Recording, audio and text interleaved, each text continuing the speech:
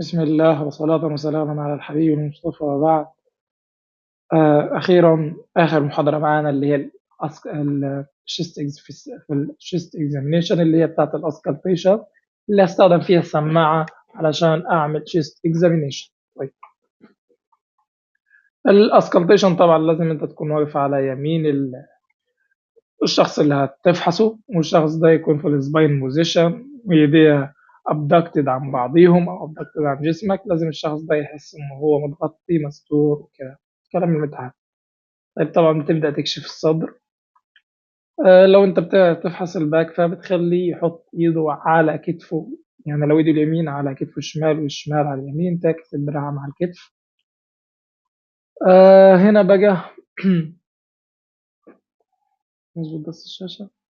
طيب، هنا الاسكالتيشن والشيست. هنا برضو بيقول لك التايبس اوف، انت لازم تعمل ايه؟ لازم تسمع التايبس اوف بريث ساوندز، نوع الصوت بتاع التنفس والانتنستي بتاعته والادفنتشرز بتاعت الساوند، لو في اصوات اضافيه بتاعت الرونكاي او الكريبتيشن او البلورال راب وكده. طيب، والكوندكتيف فويس اللي هو لو في تأثير بتاعت الأربعة أربعة والكلام ده. برونكوفوني و والبيرنج بكتوروليكاي و الإيجو فوني. تمام. طيب،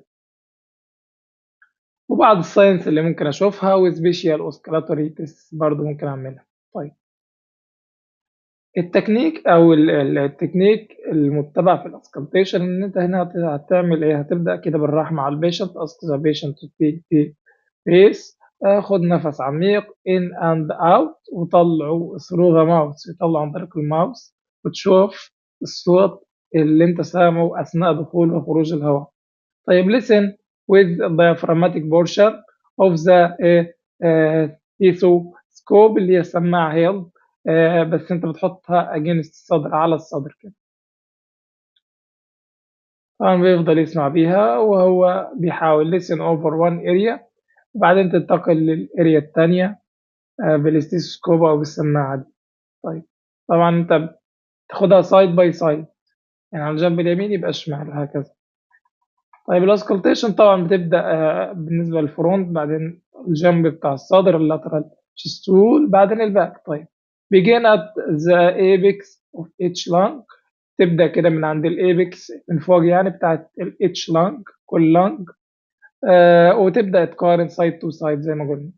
طيب، تبدا هنا برضو تقارن دي ودي، دي ودي، واحد وواحد، اثنين واثنين، ثلاثة وثلاثة، النقاط اللي انت بتفحص عليها، وتقارن ما بين الليفت سايد اند رايت سايد.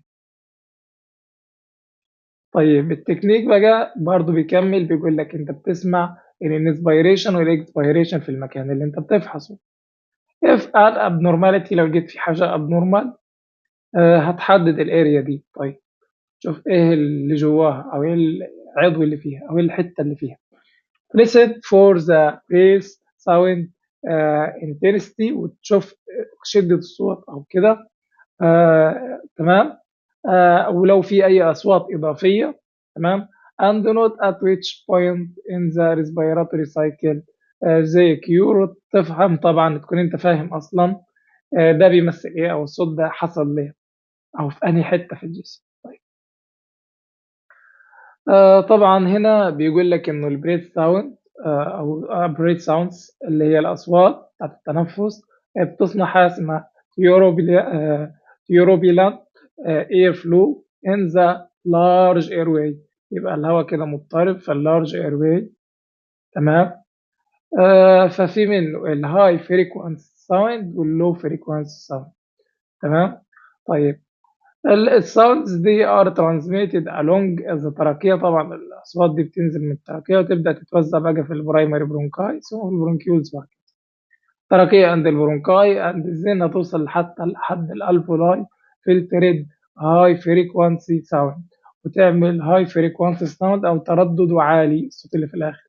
and only transmit the low frequency sound through a normal lung to the chest wall. ماشي.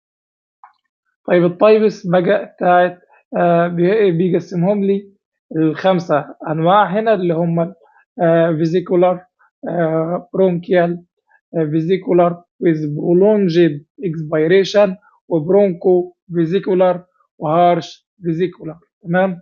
يبقى فيزيكولار الصوت الأولاني فيزيكولار، والصوت البرونكيال والفيزيكولار with prolonged expiration، وبرونكو فيزيكولار وهارش فيزيكولار. طيب الفيزيكولار منهم ايه؟ بنبدا معاه بالنورمال ريس ساوند. انت بتبدا تسمع all over the lung field، بتسمع كل حته في اللنج. الفيزيكولار بريسنج reduced by air flow in the larynx. تمام. الصوت ده اصلا بيجي بسبب حركه الهواء الاير فلو في من اول اللارينكس. يبقى الفيزيكولار بيجي من الاير فلو في اللارينكس اللي هي الحنجره عند اللارج اير واي الكبيره. تمام. مع اللارينكس اللارج اير واي اللي تحتيها. then altered by passage through the alveoli before reaching the stethoscope. طبعا الصوت بيمر بالالفلاي ثم بيوصل للستيثوسكوب بتاعتك اللي انت بتسمع بيها. طيب الفيزيكولار بقى برضه بيكمل often soft and low. غالبا بيبقى soft كده. وبيوصفوه ان هو low pitched described، يعني ده الوصف بتاعه as a result as a restyling of dry leaf. تمام. breezy in character بيصفوه كده هم. بيقول لك انه الاكسبيريشن از شورتر ذان الانسبيريشن، يعني الصوت في الاكسبيريشن بيبقى اصغر من الصوت اللي في الانسبيريشن. اكسبيريشن اصغر من اللي تطلع فيه النفس. اللي تطلع فيه النفس اصغر من اللي تدخل فيه النفس. يعني انت النفس لما يطلع الصوت هيبقى ضعيف، لما بياخد نفس بتلاقي ياخد وقت، يعني فاهم. طيب الريشيو اوف الانسبيريشن اكسبيريشن طبعا تبقى انسبيريشن 3 اكسبيريشن 1. and there is no gap. مفيش gap between الانسبيريشن والاكسبيريشن، مفيش فجوة بينهم، مفيش صمت بينهم. تمام. وده طبعا الفحص الرسمة لو انت تلاحظ هنا التلتين وهنا التلت. طيب بقى ده الفيزيكولار اللي خلص، ده الفيزيكولار ساوند. هنا البرونكيال ساوند بقى ده عبارة عن لودر، بيبقى أعلى أو louder and higher in pitch. تمام. hollow in character صوت عامل زي صوت الحاجة اللي بتمر في حفرة في تجويف كده. الانسبيريشن بيساوي الاكسبيريشن في البرونكيال ساوند. يبقى الانسبيريشن يساوي الاكسبيريشن في البرونكيال ساوند. يبقى في حاجة اسمها الابوش أو البوش جاب، فترة استئناف أو بجاب موجودة ما بين الانسبيريشن والاكسبيريشن في البرونكيال. الفيزيكولار ما فيهوش. طيب normally can be heard on larynx and trachea. انت بتقدر تسمع الصوت ده طبيعي على اللارينكس والتراكيا. الانسبيريشن كقد الاكسبيريشن. تمام. هنا بقى بيقول لك ايه الحاجات اللي ممكن اسمع فيها الصوت ده باثولوجي. انك تسمعه لو في كان consolidation heard over consolidation cavity sound by consolidation at the upper border of the pleural effusion fibrosis or collapse with patent bronchus. تمام. في حالة برضو انت ممكن تسمعه على اللنج كده لو كانت فيه المشاكل دي اللي هم بيبقوا فيوجن فيبروز واللبس. طيب الميكانيزم اللي بيطلع يحصل بيها الصوت ده ذا الفولاي لوس زير فلترنج كاباسيتي، بتفقد الفلترنج كاباسيتي بتاعتها allowing the sound from the larynx to the stethoscope and change. ما تخليش الصوت اللي طالع من اللارynx رايح على الستيثوسكوب and change. تمام. طبعا الطيب سير 5. ماشي. السلام. البرونكيال هنا برضو هي بعنا اللي هو الانسبيريشن ايكوال الاكسبيريشن. هنا الفيزيكولار ويز برولونجد اكسبيريشن بريث ساوند، ده النوع الثالث. احنا كده خدنا نوعين. افترض انت تلخص انه البرونكيال كان فيه الجاب، الفيزيكولار ما كانش فيه الجاب. البرونكيال كان الانسبيريشن قد الاكسبيريشن، الفيزيكولار كان الانسبيريشن قد الاكسبيريشن مرتين، هكذا يعني. الفيزيكولار اللي فيه expiration طويل بقى. is vesicular العادي الفيزيكولار العادي الانسبيريشن الطويل. طب لا ده بقى الاكسبيريشن الطويل is vesicular in character but هو vesicular في الخصائص بتاعته في الكاركترز بتاعته but with prolonged expiration مع prolonged expiration heard in ال airway لما يحصل فيها obstruction as ال chronic obstructive pulmonary disease chronic obstructive pulmonary disease وحالات البرونكيا الأزمة اللي بيحصل فيها ضيق لليومين بتاع الفولار. طيب الانتنستي بتاعت الصوت ده بقى قوته الاسكالتيت اللي انت بتسمع ذا فرونت اند اللاترال chest wall والباك begin at the apex of the lung comparing side to side وتبدأ تقارن جنب بجنب. طيب هنا بقى لو انت هتبدأ هتشتغل من الميد كلافيكل من قدام كده عزف على الأصوات دي من الميد كلافيكولار لاين وتبدأ تقارن بقى من ناحية لناحية. فمن أول حاجة من السوبرا كلافيكولار اريا سوبرا كلافيكل أدي الكلافيكل سوبرا كلافيكل يعني فوقيها بعدين انفرا كلافيكل يبقى سوبرا كلافيكل أقارن من الناحيتين وطبعا في الانسبيريشن والاكسبيريشن انفرا كلافيكولار تمام والميموري اللي هو الميموري وانفرا ميموري يبقى الميموري والانفرا ميموري يبقى انا كده الاربعه دول والاكزيلا ده كله الميد كلافيكل. اما الاكزيلا بقى الاكزيلري عند الابط كده او الخمسه والسته اللي هم الابر بارت اوف الاكزيلا ولور بارت اوف الاكزيلا. طيب الباك بقى لو انت هتشتغل احنا كده خدنا كام نقطة 6 في 2 تمام. هنا لو هتقارن بقى في الظهر فهتيجي من السكابيولا فسوبرا سكابيولا انترا او انتر سكابيولار يبقى سوبرا سكابيولا انتر سكابيولار وانفرا سكابيولار يبقى سوبرا سكابيولار انتر سكابيولار انفرا سكابيولار وتقارن بينهم من الناحية دي والناحية دي تمام. طيب هنا بقى برضو بيكمل كلام معايا في الانتنستي بيقول لك النورمالي ايكوال ان بوث سايدز الانتنستي بتاعت الاصوات دي بتبقى ايكوال في البوث سايدز اف دايمنشن ديترماين سايد تمام لو انت مظبط قياسك. طيب cause of dimension breath sound لو حصل بقى اختلاف او في one side منهم يعني الصوت بدأ ما يظبطش معاك وانت مظبط قياسك والصوت مختلف من هنا لهنا يبقى ممكن يكون الشخص عنده ايه المريض اللي عندك ده ممكن يكون الحالة اللي عنده اللي هي ايه يا دكتور باللورال افيوجن في ميه او نيمو ثورا تمام او فايبروزيس او ممكن كولابس فايبروزيس تيجي مع كولابس باللورال افيوجن تيجي مع النيمو ثورا. طيب اللي بعديها هنا بيقول الادفنتيشيوس ساوندز اللي هي الاصوات الاضافيه اللي ممكن تظهر زي الرونكاي والكريبتيشن والبلورال راب. طيب كل واحد اتكلم عنها كلام سريع كده فبيقول لك ان الرونكاي عباره عن continuous muscle sound due to البارشيال airway obstruction لو partial airway obstruction تحس بصوت مستمر كده ميوزيكال مش ماسكل ميوزيكال سوري ميوزيكال ساوند عارف انت صوت موسيقى كده مش قادر اسمعها لك جوي. هو بص continuous musical sound due to partial airway obstruction maybe طبعا ممكن الصوت ده بيبقى high pitched او low pitched تمام بيسموها sibilant لو high pitched sonorous او sonorous لو low pitched تمام يبقى sonorous لو low pitched وsibilant لو high pitched.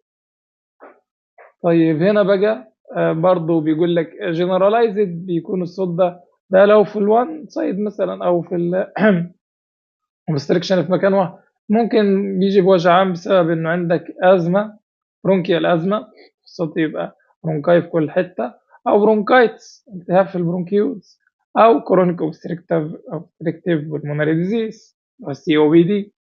localized لو في narrowing في حتة معينة of a single bronchus has foreign body داخل فيها، أو لا قدر الله bronchial cancer ناشئ فيها، أو enlarged lymph node حواليها. طيب طبعا بيقول لك الانسبيراتوري اور الاكسبيراتوري ميبي بتبقى تظهر الصوت ده في الانسبيراتوري او الاكسبيراتوري مونوفونيك indicate fixed obstructive طبعا بيدل على انه في obstructive، واما لو كان في polyphonic يبقى generalized obstructive، يبقى monophonic صوت واحد monophonic يبقى ده localized obstruction.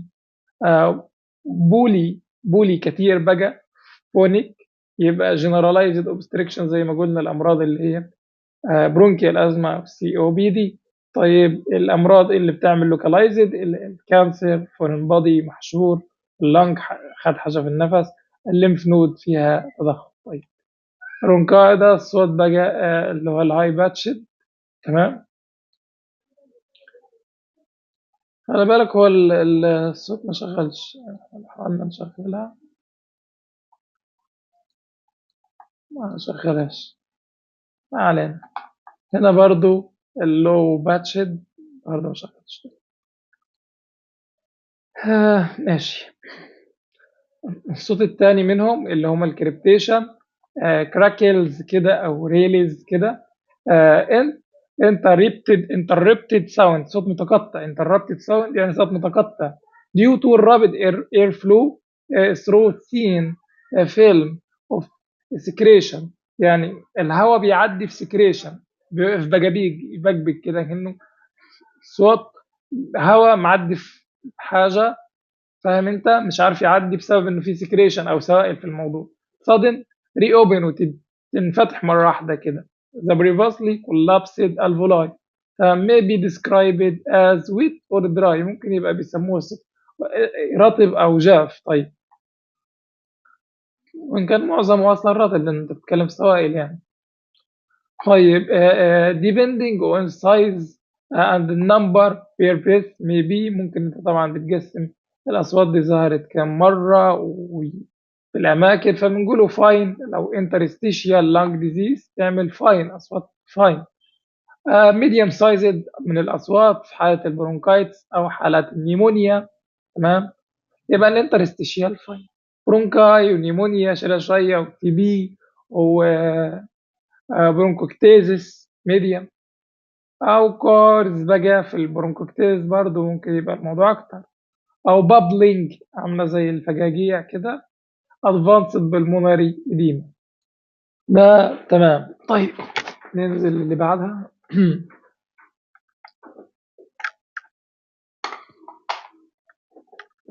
هنا الموضوع طبعا زي ما قلنا ميبي يبقى الصوت ده يظهر في الانسبيراتوري، او يبقى ايرلي اول ما تبدا تعمل انسبيريشن، او ليت بعديه، او بان في كل الانسبيريشن. بان يعني في من اول الانسبيريشن لحد ما يخلص. تمام، اور باي فيزيك احيانا واحيانا يعني.